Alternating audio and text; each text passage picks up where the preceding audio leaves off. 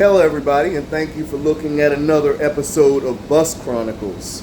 I'm Walter/Juarez, and today I want to talk to you all about a subject that is very near and dear to me, entitled Modern Day Voter Suppression. Now, this is something that a lot of people, black, white, and every other race, are in gross denial about, and it really sickens me, okay? So first of all, for those who may not understand or know what voter suppression is, voter suppression, as the name suggests, quite simply is actively engaging in one or more practices, usually practices that are unlawful, to inhibit people's lawful right to vote. Now, of course, voter suppression practices are done in a lawful manner, but the bottom line is, regardless of whether the practice itself is lawful or unlawful, you're still inhibiting one's legal right to vote somehow in some way, okay? Now, I know everybody is not a historian, and we're not expecting you to be. For many years in this country, there were a litany of different mechanisms used to keep people of color from voting, okay? Grandfather clauses, poll taxes, literacy tests, and a whole lot of them, okay? All of these measures were designed to circumvent the 15th Amendment to the Constitution, respectively the 14th and 15th Amendments to the Constitution. They could not draft laws that said black people could not vote, or more specifically, black men, because women didn't have the franchise in most places anyway, so I just narrowed it to say, let's say black men could not vote, Asian men, Native American men could not vote. So in order to get around the Constitution, they had to adopt creative new ways to legally stop people of color from voting, okay? Regardless of their ethnic background, as long as they were not white, okay? So, these things are now all illegal, either outlawed by way of Supreme Court decisions or the Voting Rights Act of 1965. However, once again, in the minds of crafty people, we have modern day forms of voter suppression.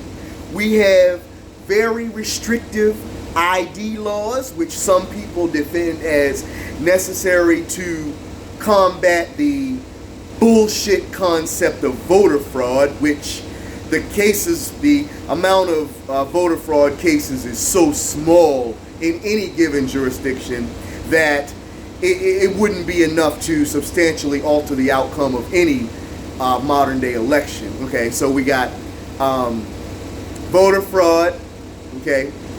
Then we have purging people from voter rolls who have not exercised their right to vote, usually in at least 2 elections.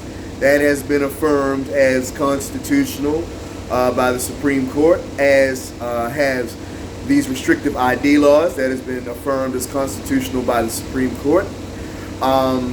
We have states restricting the amount of time that people have to vote up to election day. Cutting early voting is also a form of voter suppression. We have states moving polling places dozens of miles. Sometimes, often in certain jurisdictions, it could be, I've heard, over 100 miles from where the individual lives. Now you tell me how the hell that is legal, okay? Bottom line, the plain terms and words of the Voting Rights Act would not allow such a thing, and certain things obviously would need to be challenged by way of the Justice Department.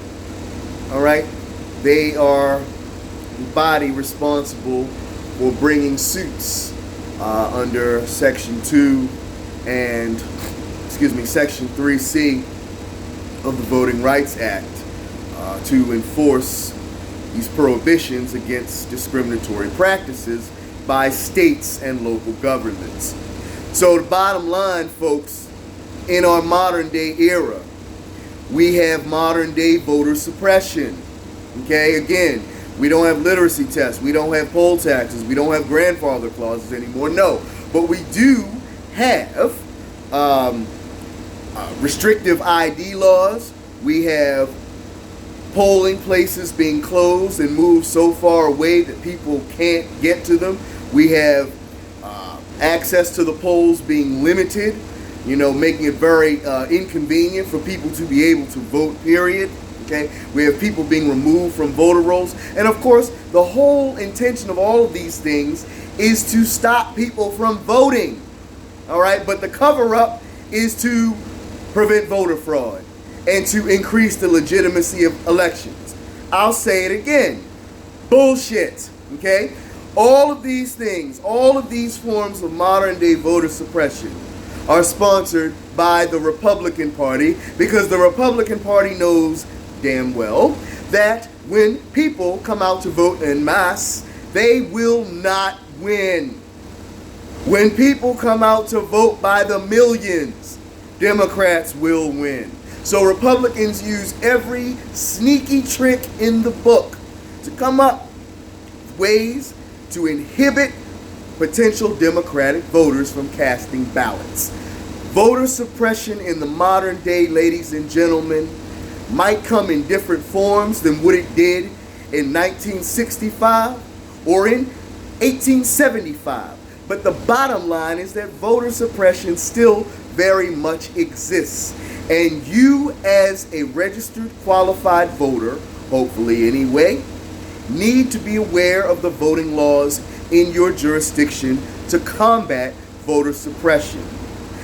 I am grateful that I live in Maryland, a blue state which does not engage in active voter suppression practices, okay? But for my brothers and sisters that don't happen to live in blue states, that live in very red states, such as Florida, Texas, Mississippi, Alabama, Georgia, and a whole lot of them that engage in these voter suppression laws, all right, every time the opportunity presents itself, you need to be aware of what the voting laws are in your jurisdiction, okay? You need to make sure you are registered to vote. You need to know that your registration is active. Make sure you have not been purged from the voter rolls, okay? Make sure you know where your polling place is. Make sure you know how you're going to get there. Make sure you have you are registered to vote in person if that's how you want to vote. A lot of jurisdictions that offer absentee ballots, if you have selected to receive an absentee ballot and go try to vote in person, they're not going to let you vote because you've already received an absentee ballot. It happened to me once. It was a simple mistake. Thankfully, I hadn't thrown the absentee ballot away. But the bottom line, make sure you know all the particulars surrounding your own voter registration, all right? Democracy in America is under threat more than it has ever been in our country's history, all right? January 6, 2021 proved that, all right? We have people in this country who want to see democracy destroyed. I and millions of others want to see democracy maintained. Democracy will only be maintained if you, I, and others exercise our constitutional right to vote and make sure that the state that you live in does not steal that right away from you. I've always been passionate about voting rights, and it really saddens me that we have institutions that seek to destroy that right, that seek to destroy democracy. But voter suppression is as old as America itself. And I can only hope that the Congress will strengthen the Voting Rights Act. I can only hope that they will do everything in their power to undermine and circumvent the Supreme Court's horrible decision in Shelby County versus Holder. and their decision in Brnovich versus Democratic National Committee in 2021. These are decisions that have adversely affected the right to vote and the ability of individuals to cast ballots in a convenient and safe manner, all right, without having to worry about certain types of oppressive laws regarding casting their ballots, okay? So the bottom line, folks, stay informed. To protect your right to vote, you yourself have to preserve it. Know the laws of your state, know the laws of your jurisdiction. Thank you for listening to my editorial rant on voter suppression, something that's old as America itself. And please spread the word to others that the only way democracy can be maintained is if you yourself maintain it. Register to vote, know the laws of your jurisdiction, and vote. Peace out, and I'll talk to you at the next Bus Chronicle.